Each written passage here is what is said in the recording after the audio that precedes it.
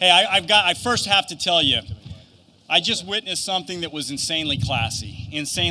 We constantly have the woke mob, the woke media, constantly talking ill of the President of the United States. He just shook every single person's hand in that hangar, every person's hand. Even though his staff was telling him no, he allowed every single individual to come up and take a picture with him. His time is money. That was classy, very classy. Guys, I love this time of the year. I love it.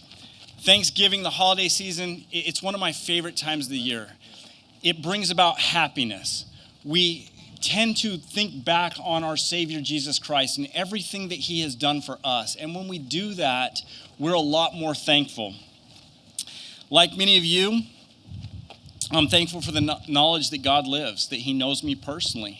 I'm also thankful for my family. I'm thankful for my friends. I'm thankful to live in the most generous country in the entire world. I'm grateful for this time of year.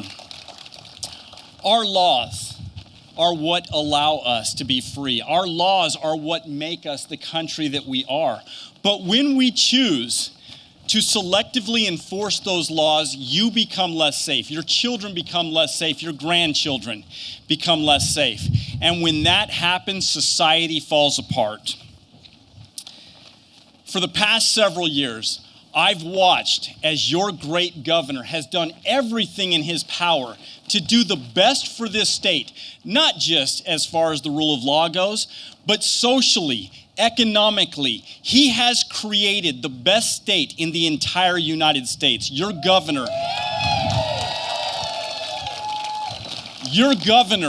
has done a great job for you.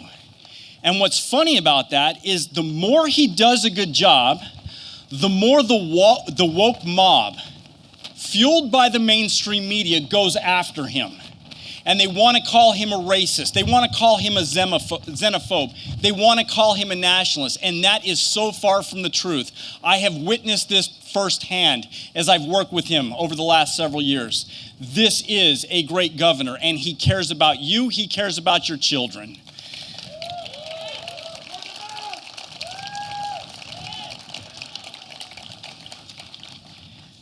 When we have the intellectually bankrupt that go after us simply because we want to do the best that we can for our children, you know that you're doing a good job. And Governor, the media is after you just a little bit less than they are after President Trump. We have to stand up. We have to do what is right, and your governor does what's right. It's not just here in the state of Texas. Throughout the entire United States, I am proud, very proud, to introduce the governor on behalf of every single Border Patrol agent nationwide, from Florida to Maine to Washington State, Arizona, and Texas. He has been the best governor for the border than we've ever seen before. That is your governor, Governor Greg Abbott.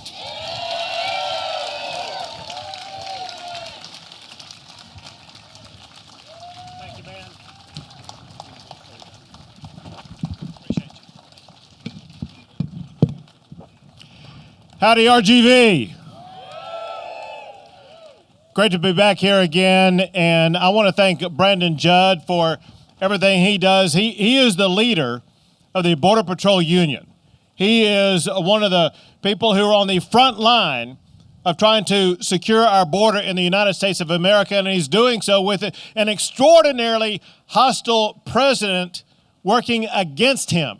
It's amazing they're able to do what they were able to do, but when you think about the way that President Biden is fighting back against his own Border Patrol, it takes somebody like Brandon Judd, his strength of character, his stiff spine, his experience in fighting these battles, to know that we have men and women in the Border Patrol on the front line trying to do their job, even though they have their hands tied behind their backs by President Biden. But give it up for our great members of the Border Patrol and everything they do to try to keep America safe.